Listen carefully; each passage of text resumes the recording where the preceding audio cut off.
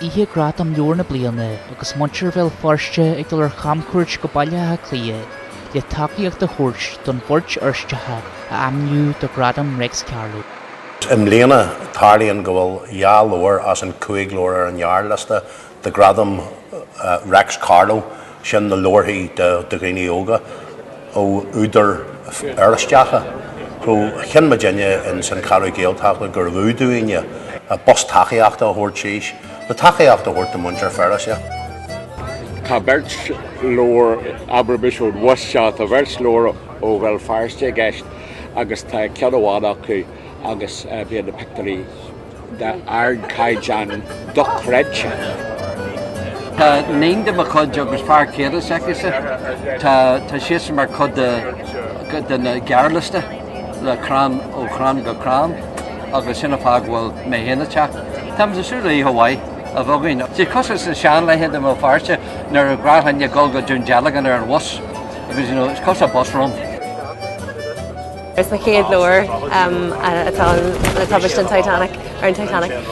So we entas an dónar after my much na sásta caiimera. Go Harry he can sgur an kid lower do agus bhí cinneal nervouseach na go béfa éide. So it's on our mór do gur hat sin sin. Gadúis a bhí le buntir níthe. Gradam í thuúlaháin de leorna ní fásta agus gradam Rex Carlo de leorna ní óga. De leor a bhí ar an gearlasta. Féidir leis áid a ghlacha ardán fearseoireachta an bhain. Sa comórtas áirithe seo is dúise don na fearseoirí, mar tá go leor fóra eile le haig na scríbhneoirí dúisin an reachtais mar hampla agus a lethe dúisinóirí. Ach de bhrahamar nuair a tosaíú an gradam seo gur bhágtar an fearseoirí cúil agus dá riire is cinál fáinne fié mar a bheith na fearseoirí ní bheith ardán clóirte ag na scríbhneoirí agus mar a bheith na scríbhneoirí ní bheith targamach ag na fearseoirí. Mar chuid den searmanas, bhí díosblacht bhí héithí an leor chlóite agus ar an scolarí ó cholaiste forste na de bríomh character ó na de leor amníthe a léirú ar ardan. Bronú gradam í chualaháin ar chánaí ruirt agus chuig gradam Rex Carlo ó chuí le Katrina Hastings agus an cholaach fáiltítheoireachta an tnachad mhór.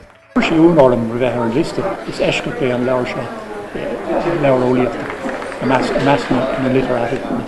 Sean Carlo dúis a gradam Rex Carlo atá fáilte ag an traid mhór agus an tríú cean na bhfuil mé héon páirte so tá sé dáirte. Nuair is fear de flaisí buann siad le achtarí móra súlan an linne bhla sugan agus rud ag an an Jackar agus go níonn leis an leanú hecht thairis sin agus sin rud tá sé scéal seo. Seo sin na rudí bíonnta smuitiúir achtarí mar sin mu scríbhneoir thu ahan in a rud a hálíonn tá ábhar leor ar bhaidhhain ar bhaid eile an.